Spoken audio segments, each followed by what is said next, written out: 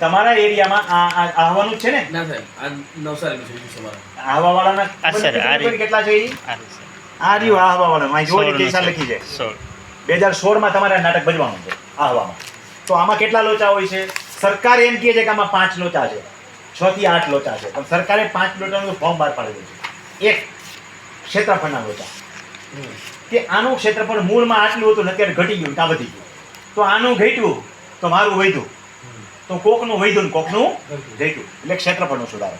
2 સત્તા પ્રકારનું શું? તો ખેડૂતને ખબર જ નથી સત્તા પ્રકાર શું છે. અહીં માથે સત્તા પ્રકાર લખેલો છે, એ આ લોકોએ ફેરવી નાખ્યો હોય. જો આ જો આ જુ સત્તા પ્રકાર તમારો 2015 પહેલા શું હતો અને 2017-18 ત્યાંનામાં 16માં શું આવ્યો એ સુધારો.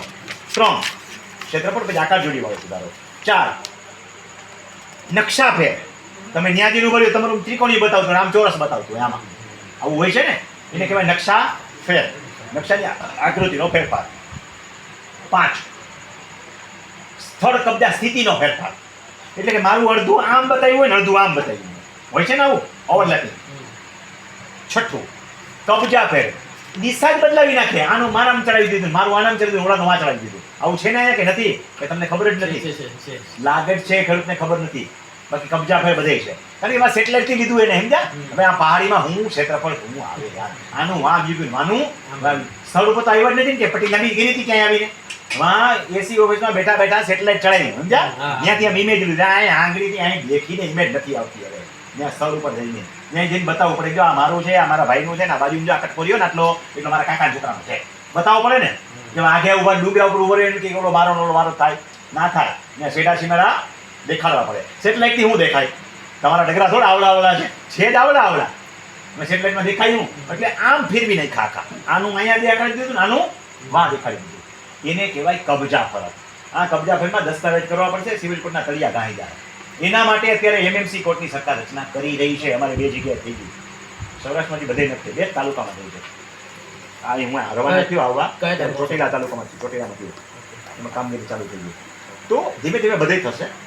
MMC court mobile magistrate court, બહુ મોટી કોર્ટ નથી આ. એમાં એક આ સરપંચ સાહેબ ક્યાં ગયા? સરપંચ સાહેબ હશે એના પ્રતિનિધિ તરીકે ગ્રામ પંચાયતમાંથી.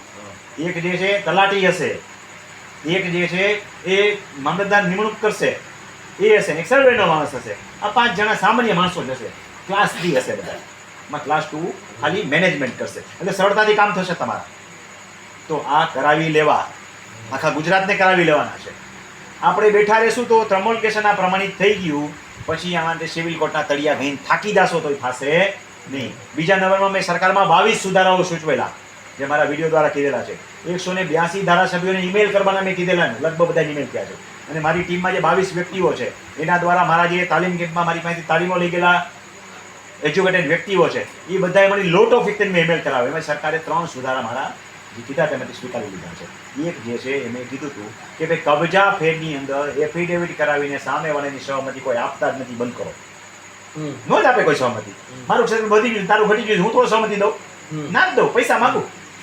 કબજા ફેરમાં મારું સારું લોકેશન એ બતાવી દીધું રોડ ઉપરનું, અને હું હતો અંદર અને તારું રોડ ઉપર નતું મને દઈ દીધું, તો હું પૈસા જ માગું ને. હું થોડો સુધારા કરી મેં કીધું આ કાઢો ભાઈ, સહમતિની જરૂર નથી. કબજા ફેરમાં સરકારે કરેલી ભૂલમાં સહમતિ, એના માટે એમએસસીની રચના થઈ. અને આ જે હું બોલું છું એમને વધરો નથી બોલતો. મારા એ તારીખના વિડીયો જોઈ લેજો, જે મેં સરકારની સૂચનો આપેલા છે. પછી ઈમેલ કરવાના મેં બધાને કીધા, જેના વિડીયો મૂક્યા છે બધા ઈમેલ કરો. દરેક ગામે રજૂઆત કરવાની કીધી, ગામ ખેડૂતો જાઓ, આવેદનપત્રો આપો, અને બધી આવેદનપત્રો આપવાના છે. અને એના જ કારણે સરકારને ધ્યાનમાં છેલ્લે સરકારે સૂચનો મંગાવ્યા ત્યારે મેં વિડીયો મૂક્યો કે બધા ખેડૂતો સૂચનો આપો અને આ જ પ્રમાણે આપજો. હું કહું છું એ પ્રમાણે કે ભાઈ આમાં સહમતિ કાઢો. તો સહમતિ કાઢી સરકારે. એટલે હવે એમએમસી કોર્ટમાં સહમતિ નીકળી ગઈ છે. એ લોકો આવીને તપાસ કરી જશે. માનો કે મારું રોડ ઉપર નથી, આનું રોડ ઉપર છે ને, હું એમ કહું રોડ ઉપર મારું છે કે રોનીભાઈ બધું બધા આ 7 નંબર કોનું ભાઈ તારું છે, ખર્ચો કોનો કરતા હોય, હાલ ભાઈ રમણીભાઈ તમે પાછળ જાઓ, તમારી સહમતિ જરૂર, તમે મૂળ જગ્યાએ છો આવ્યો. તો સહમતિ સરકારે કાઢી છે. 2 ક્ષેત્રફળ વધઘટમાંથી કાઢી નાખ્યું, જેનું જે હતું એ બેહાડી દેવાનું છે. આકૃતિ ફેરફાર કરી દેવાની છે. એમએમસી કોર્ટની જરૂર નથી, સીધી બેહાડી દેવાની છે. તો આ એમએમસીનો લાભ લેજો. એમાં 4 વસ્તુ છે. ભૂમિ સીમાંકન આખું નામ છે. ભૂમિ સીમાંકન એસઓપી 8 પાનાની છે, એ વાંચી જવી. એમાં 6 કેટેગરીઓ છે. આપણને કઈ કેટેગરી લાગુ પડે છે એ જોઈ લેવી. કાંઈ ના ખબર પડે ને તમારામાં કાંઈ લોચો જ ના હોય ને તો પણ અરજી લખીને આપી દેવાની. એટલે એ તપાસ કરશે. તમારા માટે તે સારી સુવિધા છે. મને કાંઈ ખબર પડતી નથી. બરોબર છે? તો અરજી લખીને આપી દેવાની. હાથ તમે જોડે મારામાં છે. આ જોતા ટીક મારી દેવાના. પાંચ ટીક છે ને પાંચમાં ટીક મારી દેવાની. એટલે તપાસ કરશે. પછી તમને કહેશે ભાઈ તમારા નખમાં રોગ નથી, જાન ભાઈ. એ જોઈ દે ડીપી છે નથી, ડાયાબિટીસ છે નથી, કોલેસ્ટ્રોલ છે નથી. જા ભાઈ તને કાંઈ તકલીફ નથી. જોતા આવી ગયું પેલા ભાઈ તમને બીપી ચાલે ગોળી લેતો જા. સમજી ગયું કે તને ડાયાબિટીસ છે, હાલાલાથી કાઢી લેજે, હવે મીઠાઈ નો ખાતો. હાલ કોલેસ્ટ્રોલ છે, હાલાલાટનું ધ્યાન રાખજે, તળેલું નો ખાતો.